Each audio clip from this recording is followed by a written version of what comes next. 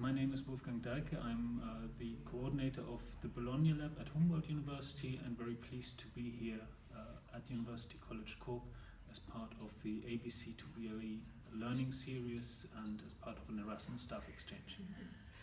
Wolfgang, can you just give me a summary of what you were speaking about this morning in relation to design?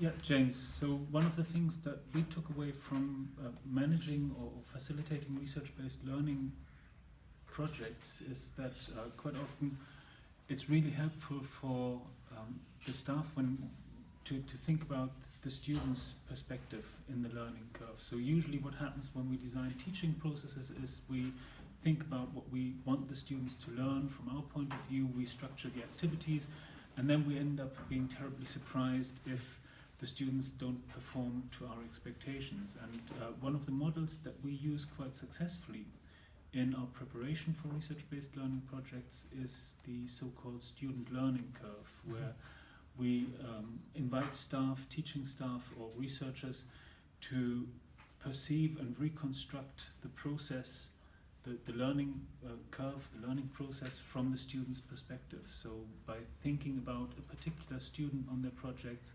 and reliving their experience, putting themselves in their shoes, it's possible to get quite a good insight into what the possible challenges, frustrations and high points of a module, a course or a project might be.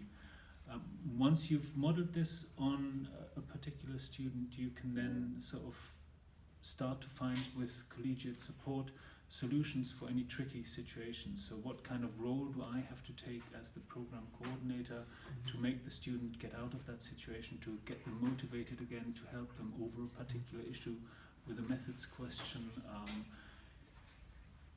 those kinds of things. And the feedback we've had on this method has been really, really helpful, and it doesn't just work with research-based learning, it also works with other forms of teaching.